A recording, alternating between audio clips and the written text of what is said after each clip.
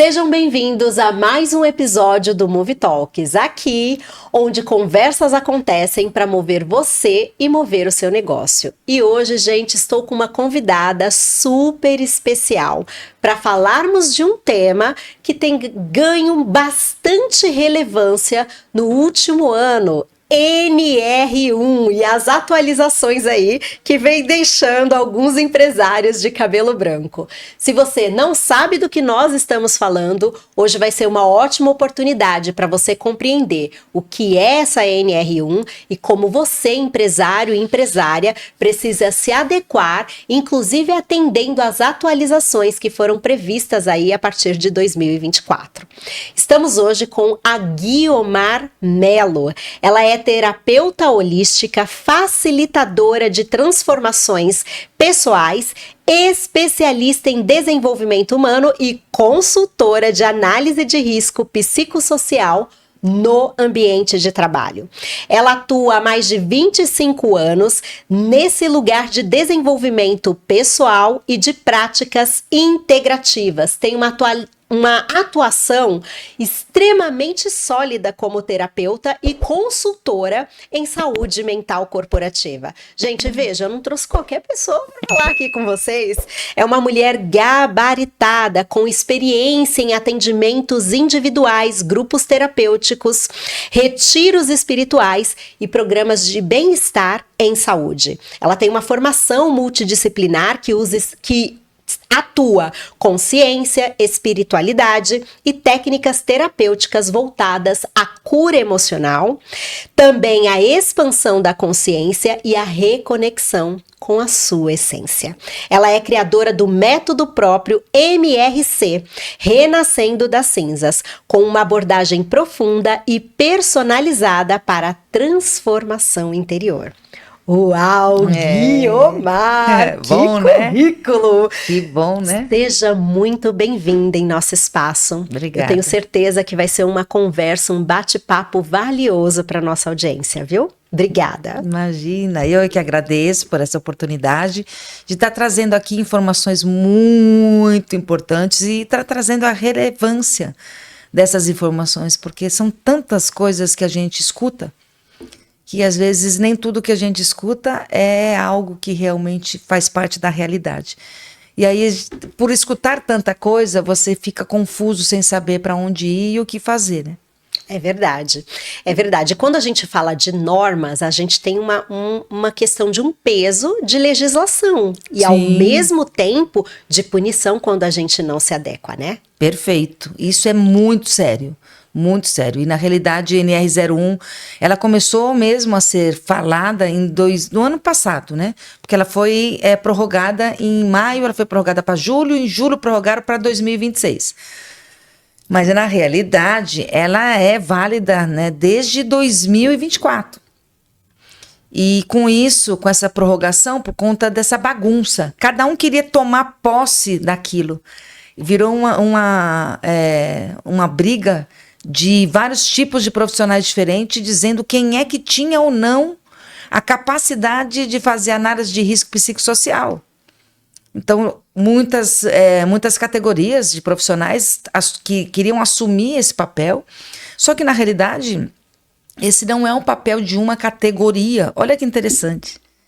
A gente acha que isso é o papel de uma categoria, mas não é necessariamente um papel de uma categoria única. Pois é, esse é um dos conflitos que vem acontecendo no mercado, né? As pessoas querendo se apropriar e dizer que, não, só pode a categoria X ou a categoria Y, e a gente sabe que a lei, ela não declara que é pertinente a uma categoria específica.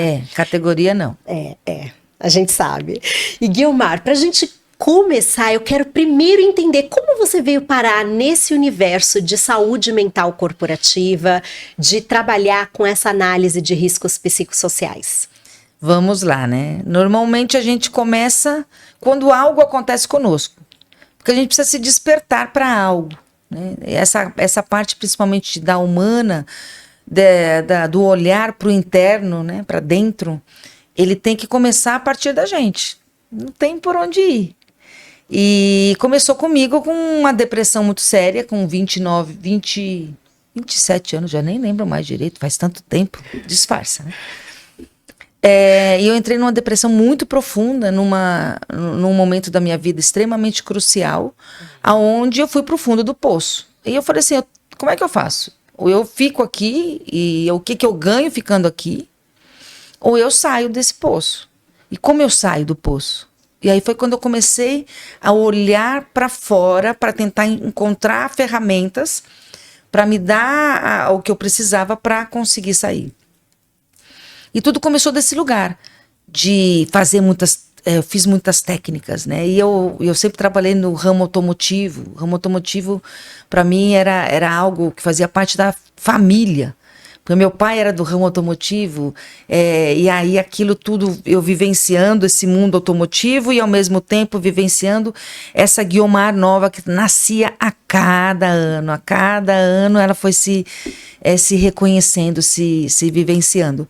Isso veio durante muitos anos. Quando foi mais ou menos, antes um pouco da pandemia, mais ou menos uns 5 anos um pouco da pandemia, antes da pandemia, eu falei, por que eu estou fazendo tudo isso aqui, né?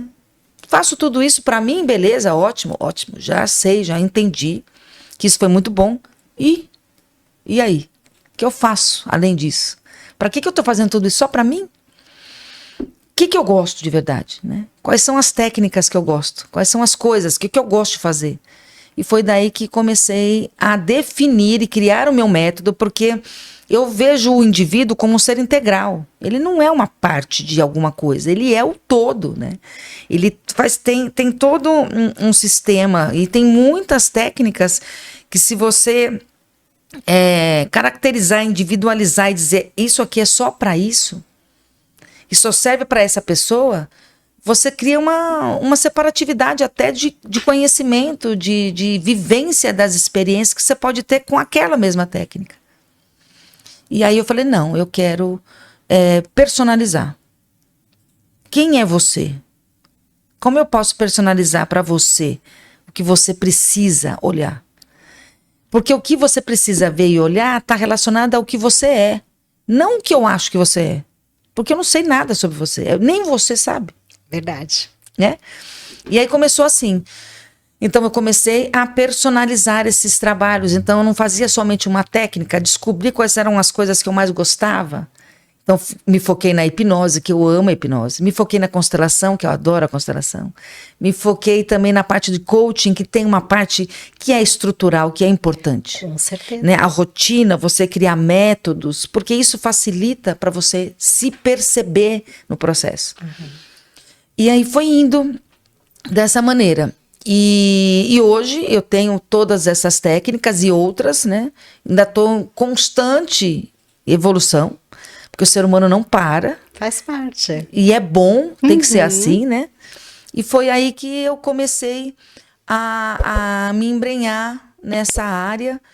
Chegou um ponto que eu falei assim, peraí, o mercado, eu como gerente comercial, o mercado ali, eu estou atendendo algumas pessoas à noite, em alguns horários alternativos, mas como eu posso ser melhor? Como eu posso expandir isso, né? O que eu gosto também de fazer nessa expansão? Por isso que eu gosto tanto de retiro, porque eu gosto de muita gente, eu gosto de gente. Aí eu falei assim, pronto, o que é melhor do que NR01 surgiu? Eu falei assim, agora vou aproveitar e vou para o mundo corporativo. Porque no mundo corporativo, se a gente parar para pensar, em torno de 60% do nosso dia a gente está dentro das empresas. E se eu estou dentro das empresas, onde é que eu posso encontrar essas pessoas que estão precisando desse auxílio, né? Estão precisando enxergar as coisas, se verem, se melhorar o ambiente de trabalho? Dentro do trabalho. Uhum. Né? Dentro do trabalho. E eu adoro fazer esse trabalho. E aí foi o que eu comecei. Aí eu falei, não, eu quero atuar dentro das empresas com todo o meu conhecimento. Uhum. E aí eu fui me especializar em ergonomia. Por quê? A ergonomia é quem faz parte e quem cuida de todos os riscos psicossociais dentro da legalidade, através da NR17. Por isso que eu falei para você que não tem essa questão de ter uma categoria. Você tem que ter uma formação, que você pode ter essa formação como médica, Você pode ter uma formação como pedagoga, que não tem nada a ver. Você pode ter uma formação como eu tenho, de marketing, e ser uma ergonomista. Fazer uma pós-graduação em ergonomia. E aí você tem como assinar. É óbvio, né? Vamos colocar assim. Quem tem um certo conhecimento na parte humana vai ter mais facilidade para identificar as coisas, né? Mas isso não significa que você também não possa, que tudo é treino. O ser humano, ele é multidisciplinar. Então, eu acredito muito nessa multidisciplinaridade. Vamos colocar assim. E a ergonomia veio para isso. Eu me afundei nesse estudo, porque eu falei assim, peraí, né? Então, fulano está falando que é ele que tem que fazer, o outro está falando que é ele que tem que fazer, mas quem é que tem que fazer isso mesmo, né? E aí que eu descobri que, na realidade, quem faz isso é o ergonomista. Que não necessariamente, nem todo segurança do trabalho se sente confortável com a ergonomia. Uhum. Porque é difícil. São 5 blocos de atividades que você tem que olhar dentro do ambiente de trabalho. Uhum. O que a NR01 está pedindo é que a gente olhe como está o ambiente de trabalho. Perfeito. E quem é que faz o ambiente de trabalho? É o trabalhador. Pessoas, então, né? Você vai lidar com pessoas, você vai lidar com as questões pessoais, mas com o olhar dentro do ambiente de trabalho, né? Porque nós temos o nosso particular, a nossa vida particular, mas ela dentro do ambiente de trabalho, ela se mistura. E o objetivo é esse. E dentro da ergonomia, tem a análise de risco psicossocial, que agora é obrigatório, desde 2024 é obrigatório, que está dentro da NR, é um dos blocos da NR17. Aonde você vai olhar assédio, você vai olhar caso de autoridade, se você tem ou não autonomia para as coisas. Então, tem as questões certas. Não é criar um questionário. Você não pode virar e falar assim, não, vou criar um questionário da análise de risco psicossocial, onde eu vou perguntar, você pode escolher, o teu chefe, deixa você escolher se você pode ir de amarelo, azul, cor de abóbora. Isso não está dentro da NR17, não é isso que o governo quer que você olhe. Ele quer que você olhe outras questões. Então, essa coisa de muitos, aparecendo muito questionário de tudo quanto é canto, né, muitas técnicas, né, fantásticas, podem ser muito fantásticas se associadas à NR17. Mas ela não é NR17. Ela não dá legitimidade. Entende? E isso que as pessoas precisam ter que entender. Então vamos lá. Acho que puxando aí um primeiro gancho, né? Pegando um pouco da sua história. Muito das nossas vivências acabam direcionando a nossa atuação. Isso é muito claro, né? Eu falo de mim. Eu também passei por um processo em que eu somatizei muito por não gostar do que eu fazia. E foi quando eu realizei a minha primeira transição de carreira. Né? Lá atrás, há muitos anos atrás, eu trabalhava na área bancária e odiava aquele trabalho. Eu também trabalhei na área bancária. Então, eu detestava. Mas eu gostava. Eu detestava. Detestava, fiquei doente. E naquela situação eu falei assim, gente, eu preciso sair desse lugar. Esse foi o meu primeiro movimento.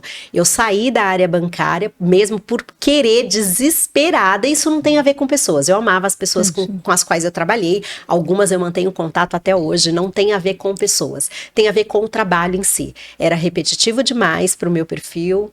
Era muito... com regras muito delimitadas, e eu tenho um perfil mais expansivo, mais comunicativo, gosto muito de um movimento social, de criatividade, né? Eu sou, né? Bem social. E aí não rolava o ambiente financeiro, né? O ambiente bancário. E foi quando eu fiz a minha primeira transição. E é muito legal observar isso. E com certeza a nossa audiência tem inúmeras histórias, e inclusive decidiram empreender, muitos, nesse lugar, de que não dá para eu tentar me enquadrar ali, ficar naquele quadradinho e achar que isso vai ser o suficiente. É muito interessante observar esses movimentos, né? Não é? É sim. Fases da vida, né? É verdade, fases da vida.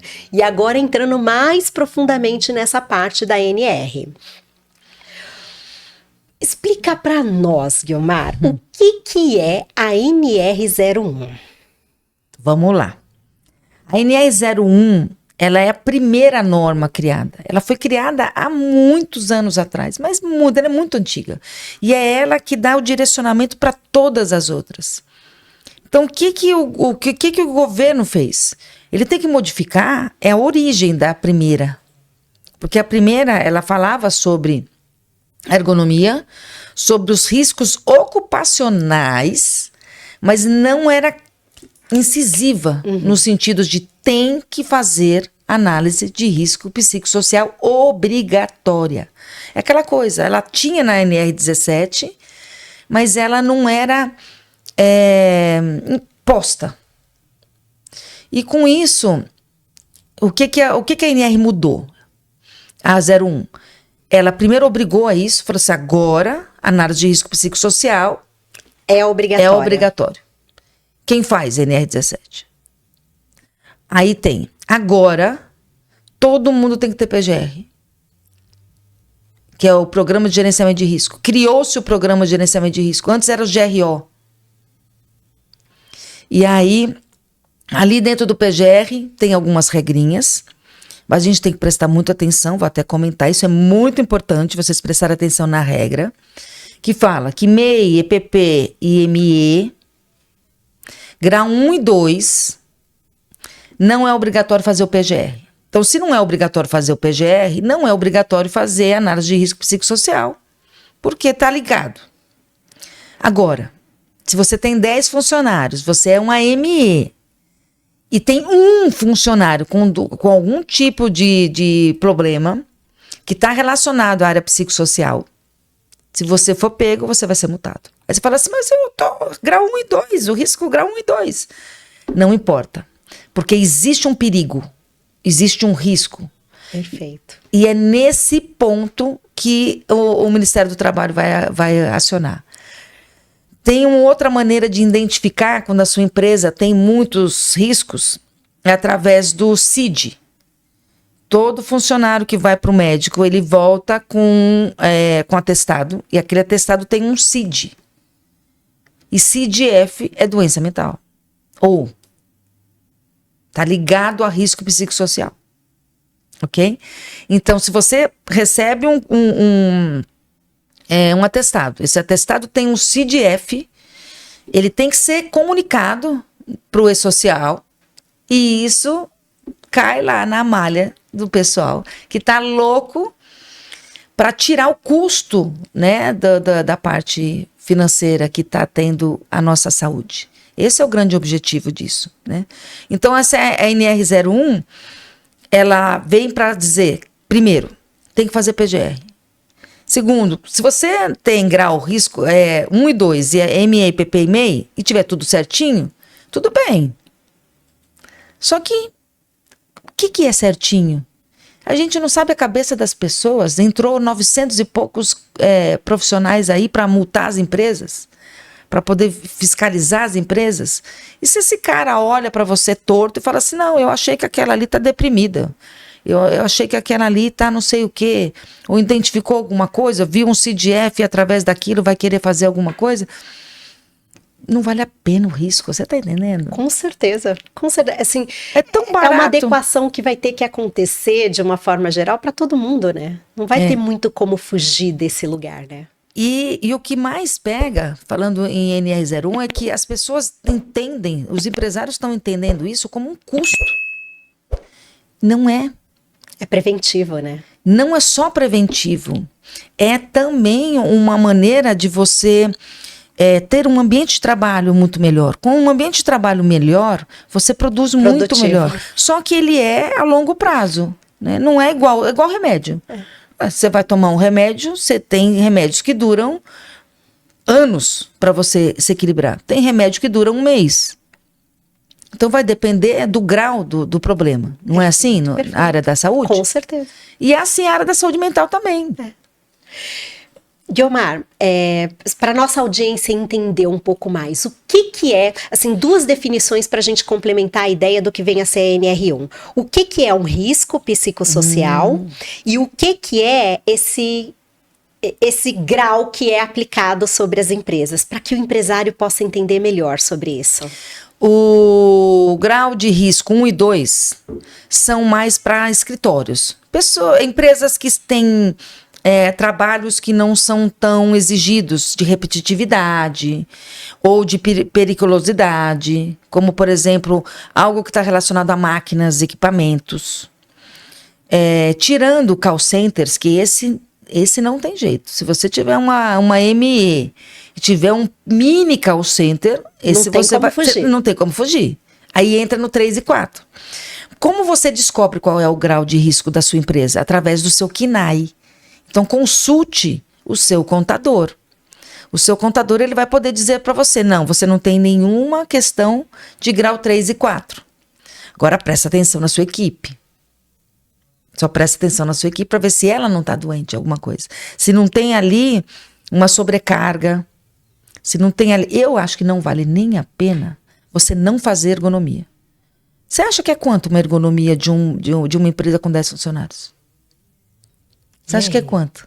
Eu acredito que o investimento não é tão alto frente ao risco existente, né? Não é alto. Porque se a gente decide correr o risco, imagine o quanto de ações e de punições que podem vir desse lugar, né? Exatamente. Você falou uma coisa que é cirúrgica. A gente não conhece as pessoas, conhece? Não. E onde é que a ergonomia ajuda o empresário? Quando você faz ergonomia, você fala, no caso, se for uma empresa que tem 10 funcionários, você vai falar com aqueles 10 funcionários, porque normalmente cada um tem uma função, né? Não é 2, 3 que tem a mesma função. Normalmente não, é uma empresa enxuta, né? Então, cada um tem uma função. Então, você vai entender a função dele. E aí, nessa conversa, por isso que é tão fantástico a ergonomia, e ela é muito positiva nesse sentido, porque o ergonomista ele vai colocando... Desculpa, gente. O ergonomista vai colocando as coisas que a pessoa vai dizendo. A gente vai perguntando e ele vai respondendo. Quem tem uma expertise um pouco maior na área das humanas, consegue perceber coisas. Uhum. Essa é uma grande sacada, né? Mas isso não impede que outra pessoa não consiga. Sim. E nessas perguntas e nesses questionamentos que a gente vai fazendo, ela vai destrinchando as coisas. E nesse destrinchar, você acaba cobrindo todo aquele trabalho, entendendo o trabalho dela. Ela se entrega, ela se coloca. E aí daqui a um ano, aquela mesma pessoa, por algum motivo, pode ter ficado muito chateada porque você mandou ela embora. E aí ela vai virar e vai entrar com um processo na justiça. Ela tem o quê? Hoje até 2 anos, né? Tem. 5, né? 5 anos. 5 anos. Uau. Aí ela vai entrar num processo. Se você não tem ergonomia, como é que você prova que aquela pessoa, há 1 ano atrás, estava tudo bem com ela? Ela não tinha nada, ela mesma disse que não tinha nada. Ela relatou que não tinha nada. Não que você identifica, mas não tem como não identificar se você está fazendo 1 a 1. Uhum. Entende? Então não apresentou risco nenhum ali. Então como é que aquela pessoa, ela tem que comprovar, né, que aquele risco existe mesmo. Tem gente que não usa de má fé, muita gente não usa de má fé e realmente pode mudar a situação dela. Entre o que foi feito da ergonomia para outra, entrou um chefe novo, entrou alguma coisa, ou está passando por alguma situação. Mas tem muita gente que também usa de má fé. Então o empresário ele tem que usar a ergonomia como uma ferramenta da verdade. Entende? E a verdade não é vergonhoso. Ah, mas a minha empresa ela é muito enxuta e às vezes eu tenho um chefe que ele é meio né? E tá tudo bem. Qual é o problema dele ser assim, né? Ele é bom no que ele faz? O que a gente pode fazer para melhorar? Identifica, olha, cuida. E trata a situação, né? Cuida. Entende? Aquele profissional, se ele está ali, ele pode ser muito útil. E, de repente, uma coisa boba pode fazer com que ele mude um comportamento que não precisa ser mudado. Ou que precisa ser mudado. Mas o que eu estou querendo dizer é que não vale a pena você não fazer essa prevenção. Porque isso é uma segurança para você. Com certeza. As pessoas olham isso como sendo um custo, mas não é. É um benefício. É um investimento, na verdade. É um investimento que é barato, não é caro. Uhum. Podem consultar. Não é caro fazer uma ergonomia para 10 pessoas. É rápido. Em 1 semana, 15 dias, no máximo, você já tem o laudo assinado. já tem a força da lei dizendo que eu estou legal, não tem risco nenhum, perfeito, inventário de risco zero. Plano de ação, você pode, para poder manter aquilo ali, fazer um planinho de ação uma vez por mês, uma atividadezinha numa Quick, ou uma laboral, ou fazer um café da manhã, aumentar o número de pausa, tudo isso é benefício que você coloca no plano de ação. A hora que alguém vier olhar aquilo ali, vai falar, nossa, não tem nada aqui de perigo, e ainda essa pessoa está fazendo um café da manhã todo mês para os funcionários, ou toda semana, ou está fazendo uma pausa maior.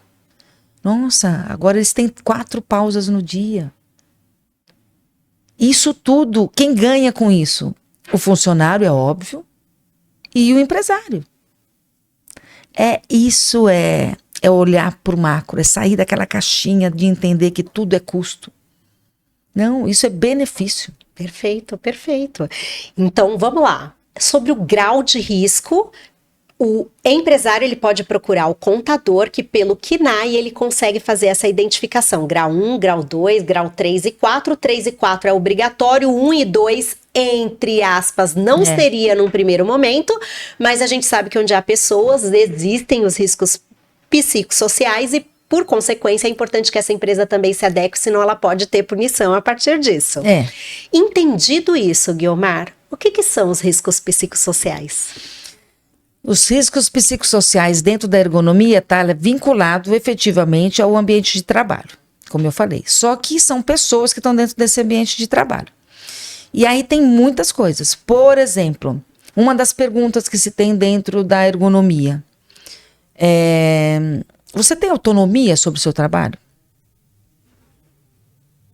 Você pode se expressar para uma hierarquia superior aquilo que você está, uma melhoria, ou relatar uma melhoria, ou uma outra questão qualquer?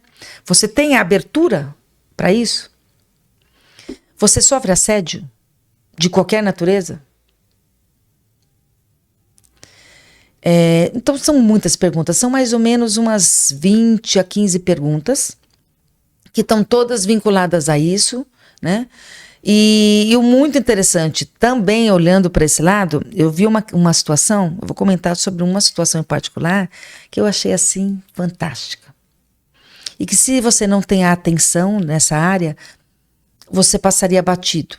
Ia interrogar alguém, entre aspas, ia culpar uma pessoa que não tinha realmente essa culpa. É uma situação onde tinha uma empresa com 4, o departamento tinha um chefe e tinham 4 pessoas trabalhando naquele departamento, subordinado àquele supervisor. Vai fazer a primeira entrevista, 4 funcionários, vamos fazer tudo para entender como é que funciona, o que cada um deles estão sentindo. Chamou a primeira. E aí, como é que tá? Você sente que sofre algum tipo de assédio dentro do ambiente de trabalho? Sofro. Tá, me explica, me relata o que é. Como é isso, né? Não, é que eu tenho uma situação que a pessoa me toca o tempo todo, fica me tocando, e eu não gosto, né? Ela fica me tocando demais.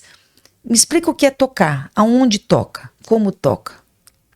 O que você sente quando toca? Eu sinto uma invasão, tá invadindo o meu território, o meu corpo.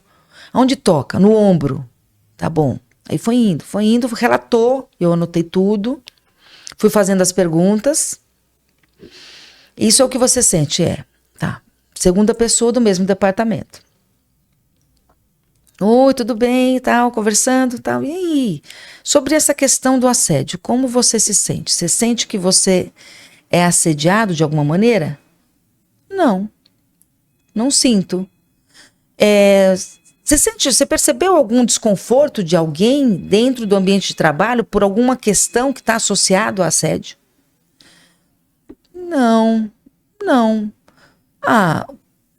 Tem pessoas que parece que não gostam muito de muita aproximação, muito toque, né? Você sente, mas eu sinto assim que Não, essa pessoa, inclusive, ela tem mesmo a mania de encostar, de falar tocando, de tocar no ombro, ô fulano, ô ciclano. E como é que você se sente quando essa pessoa faz isso com você? Não, me sinto normal, né? Tudo bem. Eu entendo que aquilo é só um gesto. Te incomoda? Não, não me incomoda. Terceira pessoa, mesma coisa. Quarta pessoa, mesma coisa. Eu poderia condenar uma pessoa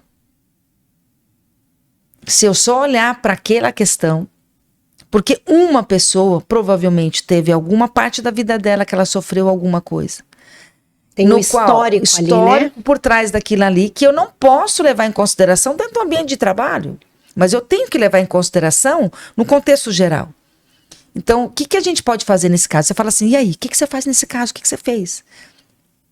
Tá, existe uma pessoa aqui que tem uma questão. Existe outra que faz a questão. Então, vamos olhar para essas duas coisas separadamente. E por que tem a necessidade de tanto tocar? Qual que é essa necessidade de ficar tocando? E qual que é essa necessidade de não poder ser tocada de maneira nenhuma? Aí isso é no individual. Mas tem a ver com a NR01? Tem a ver pelo fato de que você tem que levar tudo isso em consideração e criar um plano de ação.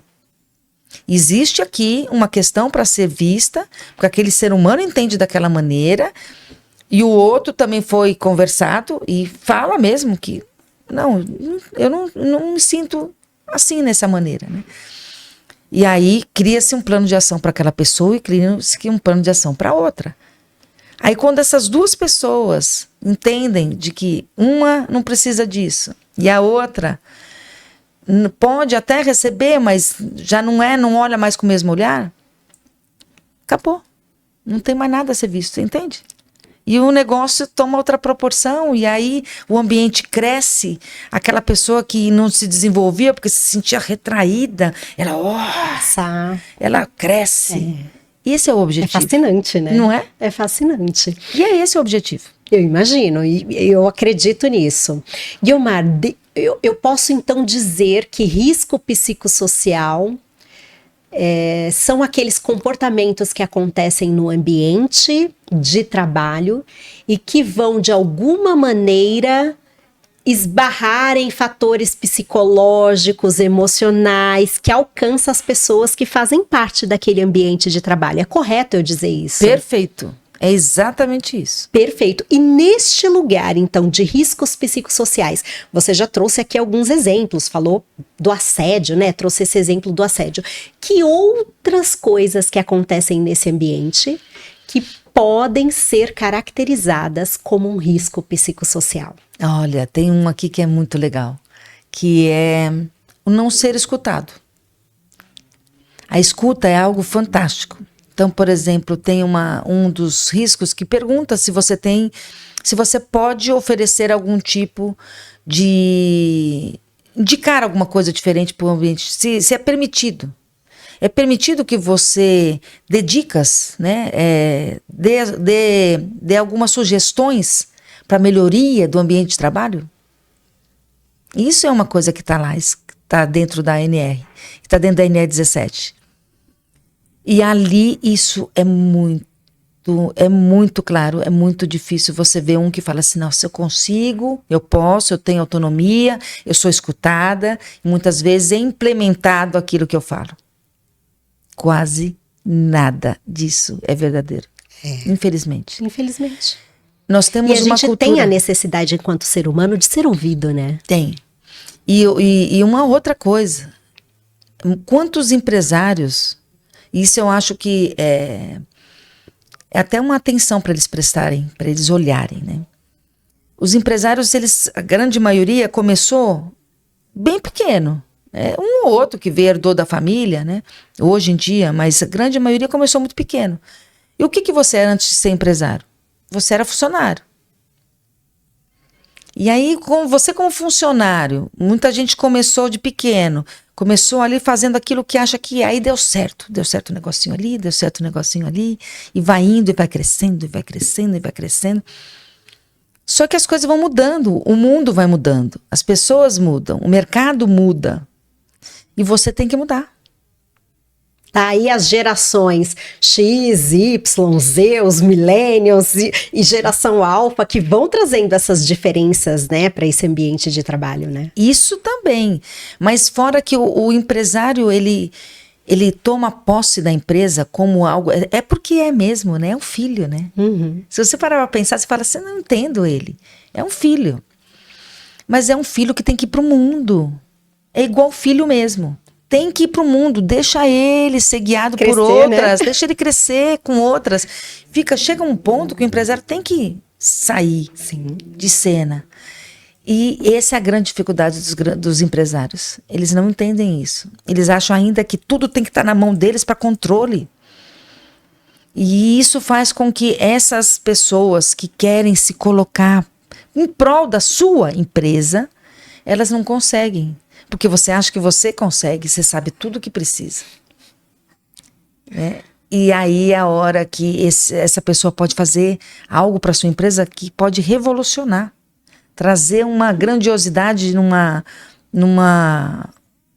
questão que você não enxerga. Porque a gente fica muito engessadinho. E esse eu acho que é uma das principais queixas, porque você se sente como funcionária, uma máquina. E aí você fala, o que eu estou fazendo numa empresa onde eu não posso me expressar? Né? O que eu estou fazendo aqui? Eu não sou ouvida. Tudo que eu falo, não, isso daí deixa para depois. Aí você tá louca, eu não vou fazer um investimento absurdo desse por causa disso. Não, aquilo ali, ó, eu conheço, eu tô aqui, estou no ramo não sei quantos anos, o empresário fala. Né? E realmente tá. Mas esse lugar da escuta é muito importante. Fundamental, né? Para um pouco. Se coloca ali no lugar do observador, que a gente fala muito, eu falo muito nesse lugar do observador. Se coloca nesse lugar, fica ali, escuta. Não fala nada. Espera um pouco, analisa. Se não sabe o que fazer, se acha que aquilo é muito absurdo, pergunta para outras pessoas, consulta. É importante, se você às vezes não tem clareza, você tem um outro profissional que trabalha junto com você para te dividir um pouquinho desses olhares. De identificar, né, o que de fato está sendo um risco ali, né?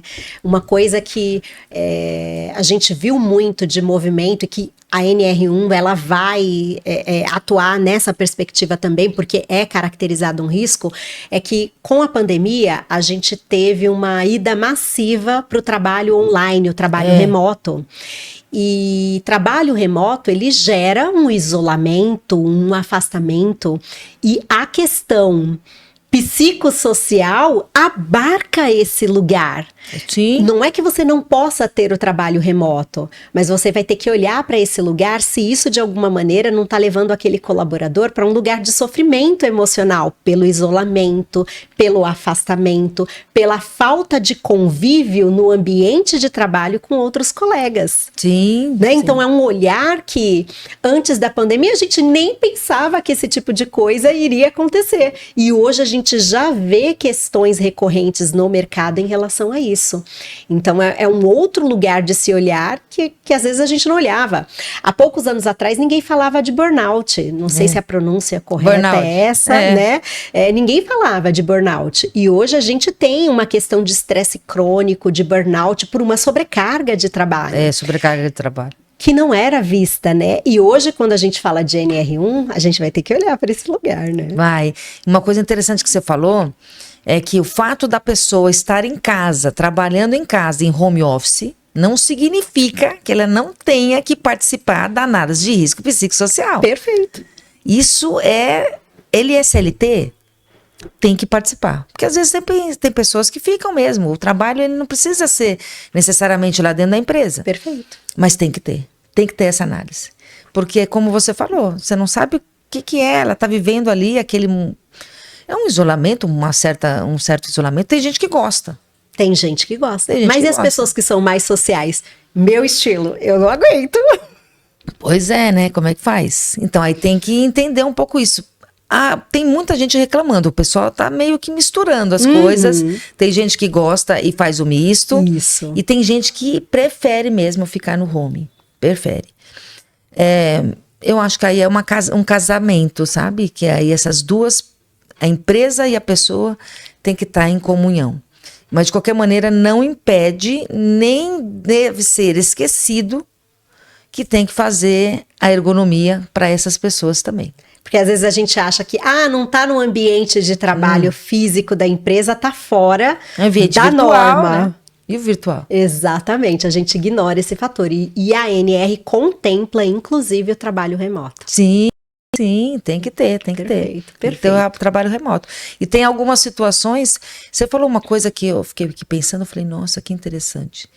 Que é a questão, por exemplo, dessa parte da psique que a maioria esquece e que muitas vezes está ligado ao ambiente de trabalho e está ligado exclusivamente também àquelas situações de não só da escuta, da falta da escuta, mas também da própria autonomia.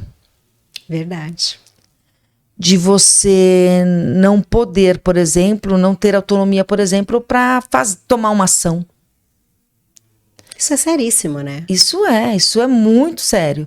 Porque você fica totalmente engessado num sistema e fazendo mecanicamente. E às vezes essa mecânica ela não vai para frente, porque essa mecânica ela é algo tão rígido que você não vê horizonte. E aí você cria um mundo que não pertence ao que você acredita. Uhum. E aí é onde entra o burnout. É isso mesmo. Porque esse excesso de trabalho, que é um excesso de trabalho que você não aceita, que não é algo que faça sentido para você. Você não consegue lidar com aquilo, né? Já passei por momentos assim, eu sei exatamente o que isso significa. E aí você não tem com quem falar, né? E isso acontece muito dentro do remoto. Você sabia? Olha aí. Muito. Vai falar com quem? Aquelas reuniões, sabe aquelas reuniões que eu canso de ver o pessoal falando, aquelas reuniões gigantes, tá todo mundo na reunião, no entanto, tá todo mundo falando um monte de coisa que você tá ali, não concorda, mas não pode falar, porque mas você não tá vivenciando, né? Ou tá vivenciando, mas não está enxergando aquela outra parte, ou não está percebendo aquela parte que faz parte daquilo que você tem que seguir. Mas você não pode, você só tem que ouvir ali e tem que fazer, e tem que fazer, e tem que fazer. Você não pode virar e falar assim, não, mas espera aí, aquela parte ali não acho certo fazer, porque se eu fizer isso, pode me acarretar isso, me acarretar aquilo. Não, tem que fazer. Ó, vai ser distribuídas as tarefas. Você faz isso, você faz isso, você faz isso, você faz isso, você faz isso. Sem olhar para o funcionário. Será que ele concorda com aquilo que ele está querendo? Como é que alguém vai fazer algo que acha que não tem sentido para ele de fazer? Ruim, né? É olhar para o funcionário como uma pessoa que faz parte da sua empresa, porque se ele gosta da sua empresa de verdade, ele vai querer olhar com o olhar dele como dono daquilo também. Aquele pequeno pedaço que ele trabalha é dele. E se ele puder dar o melhor que ele puder ali, porque ele gosta do que ele faz, perfeito. E você só vai tirar o máximo daquela pessoa. Perfeito, perfeito. Guilmar, a gente entende até por ter o conhecimento sobre a norma de que esse processo de identificação, ele é necessário, saber identificar nesse ambiente quais são os riscos, mas a atuação da empresa não pode parar num processo apenas de identificação, né? Ela precisa, depois deste passo inicial, construir um plano de ação. Sim. E esse plano de ação, ele precisa, não é um plano de ação que a empresa vai escolher um dia no ano para aplicar uma ação. É uma coisa que tem que ser contínua, né? Recorrente, não é assim que funciona o plano de ação? A próxima etapa depois da identificação? Então, vamos lá. Você faz o laudo. No laudo, você identifica os perigos ou riscos, né? Tem uma diferença entre perigo e risco. Sim. O perigo, ele não está instalado ainda. Então, se você conseguir perceber o perigo antes do risco, melhor ainda. Então, existe o perigo e tem o risco, né? Quando você identifica dentro do inventário de riscos, e você coloca lá tudo que você percebeu que precisa ser modificado, que existe ali esse risco, a partir desse momento você tem que criar um plano de ação. Eu costumo criar, eu considero mais adequado, até por respeito à empresa e às condições dela, que esse plano de ação seja construído juntos. Então eu chamo o pessoal de RH, segurança do trabalho, um jurídico. Se você tiver um jurídico é legal, porque aí você traz tudo isso para essa legalidade, vê se as ações que você está querendo fazer se são legais, são coerentes com a legalidade. A gente é um coerge, né? Faz um encontro dessas pessoas e fala assim, esse daqui, como é que a gente vai trabalhar? E aí você tem um cronograma. Você tem cronograma, eu gosto de cronograma a cada 3 meses, sabe? Então, a cada 3 meses, você vai lá e olha, o que eu posso fazer desse risco aqui? Você pode, financeiramente, fazer isso já? Quanto que é o custo disso? É levantar tudo isso. O custo dessas ações que eu indico, normalmente sou eu que indico. Então, no laudo já vai indicação, por exemplo. Vamos supor que seja um movimento repetitivo que eu determino que precisa ter uma máquina... que se você fizer uma máquina que gira à esquerda, ela vai ser melhor do que gira à direita. Um exemplo bem bobo, né? Tem um custo essa máquina. Sim. Então, mas eu coloco lá, essa aqui é a máquina. Dá para fazer? Dá, vamos analisar o custo? Aí vai lá para compras faz tudo isso. E aí a gente senta e fala, quando é que você vai poder fazer isso? Isso daqui eu vou poder fazer daqui a 6 meses. Porque a gente tem que também entender que o empresário não é bancário, né? Não é banco. Não é banco, dinheiro assim, né? Vamos fazer assim e chega o dinheiro. Não, vamos entender o lado do empresário. O que a gente pode fazer? Esse aqui eu consigo fazer daqui a 6 meses, esse daqui a 3 meses, e esse daqui a 1 ano, esse daqui a 9 meses, esse em tal tempo. E isso eu vou criando esse plano de ação. E tem 2 maneiras da gente atuar, que seria, crio esse plano de ação e vou embora. A pessoa me pagou para fazer. Para colocar lá o laudo, fazer o laudo, identificar os riscos e o perigo, inventário de risco, plano de ação.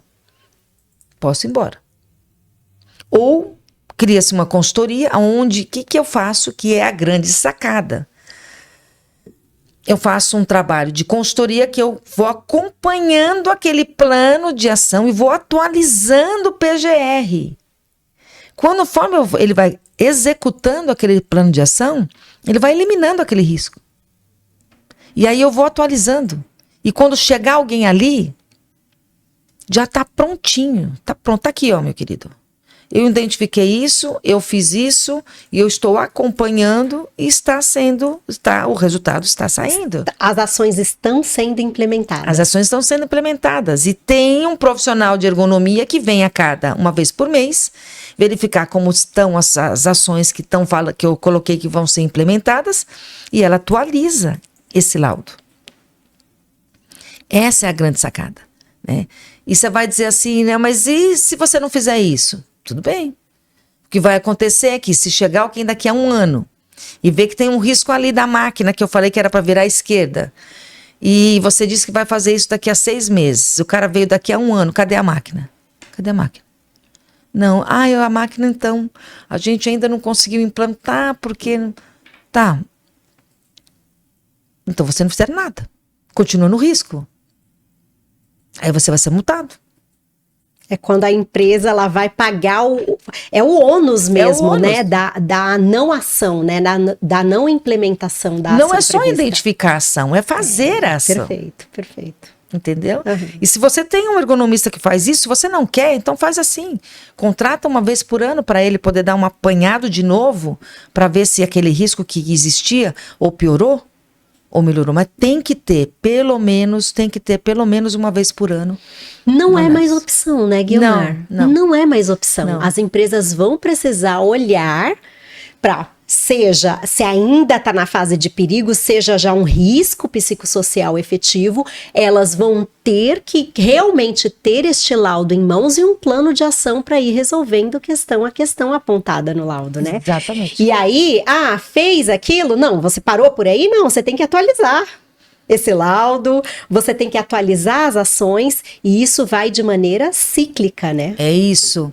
E uma outra coisa que é importante a gente falar também, sobre até a ergonomia em si, que você pode utilizar todas essas ferramentas para você criar. Ali naquele momento você pode criar tanta ferramenta, tantas situações para mudar totalmente o teu ambiente de trabalho. Tantas coisas podem ser construídas a partir dali. Valores, cultura. Perfeito. Entendeu? Procedimentos.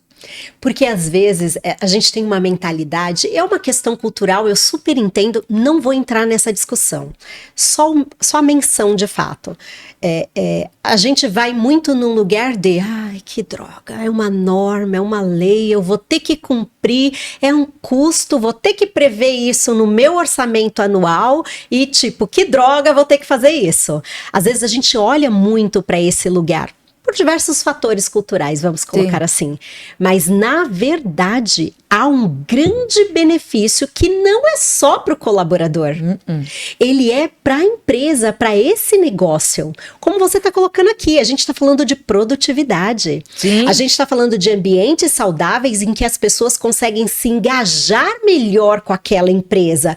E uma equipe engajada, ela entrega muito mais. Lógico. É muito superior essa entrega. Então, vai existir um resultado financeiro direto no caixa daquela empresa, quando a empresa reconhece que não é apenas um custo para atender à legislação, que é um investimento para que ela tenha um corpo de colaboradores muito mais envolvidos e engajados com a empresa para uma entrega superior. Exatamente. E outro detalhe, um bom funcionário, um funcionário competente, ele não fica numa empresa que não tem essa visão, porque não tem para onde crescer, para onde ir, entende? Então é muito complicado essa parte. E uma outra coisa que eu queria deixar também bem claro, que os empresários também têm essa visão, que é a NR01, ela veio para mudar muita coisa, ela veio para poder ter todo esse trabalho de olhar para essas questões, mas ela já está valendo. Não é para 2026. Ela já está valendo. O que é que não está valendo agora? É multa. Que passa dia 26 de maio. Acabou. Acabou o prazo. Acabou o prazo.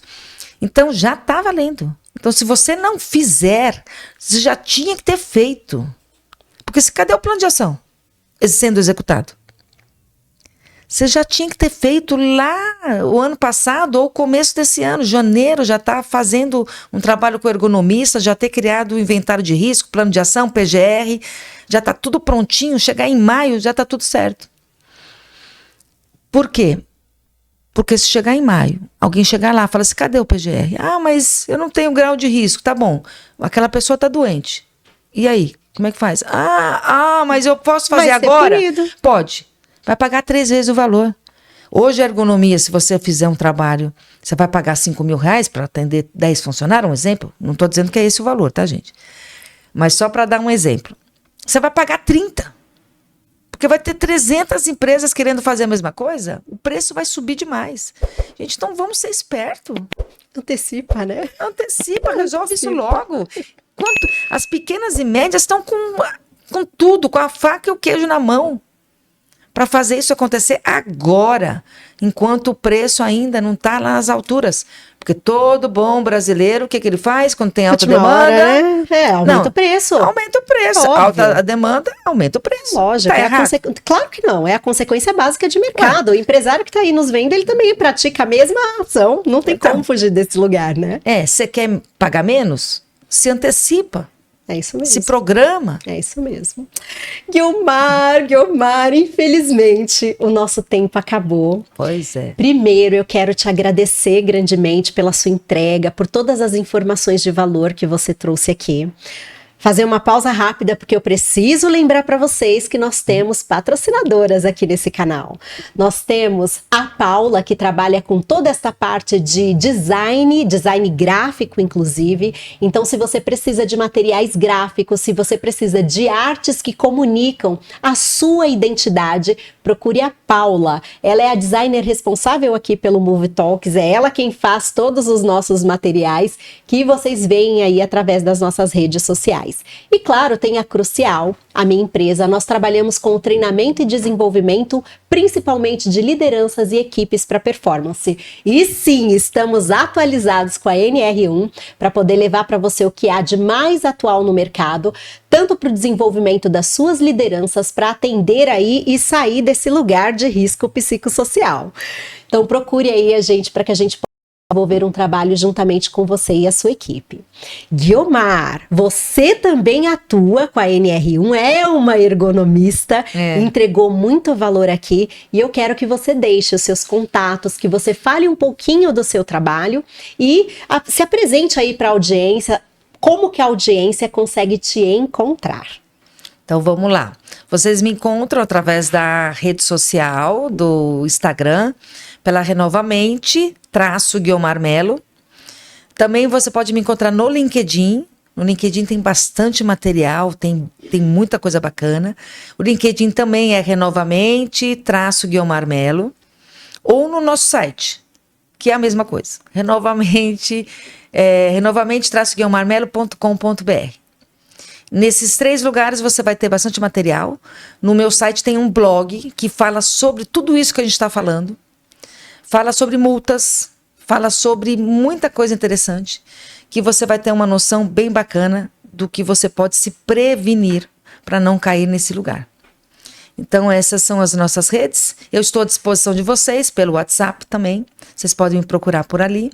E a gente troca ideia, conversa para entender melhor como é que eu posso te ajudar. Perfeito, Guiomar. Muito obrigada pela sua presença, pela sua disposição de vir para cá para a gente gravar esse episódio. Eu que agradeço. E eu espero que você tenha entendido, empresário ou empresária, que não é uma opção olhar para este lugar. Que a aplicação da norma, além de ter o poder de força de lei, com punição, com multa, também é um ganho para o seu negócio em produtividade, em engajamento e retenção de talentos, muito bem mencionado pela Guiomar aqui no final desse episódio. Estamos aqui todas as terças-feiras às 8 horas e eu espero vocês no próximo episódio, aqui no Movie Talks, onde conversas acontecem para mover você e o seu negócio. Tchau, tchau! Tchau, tchau!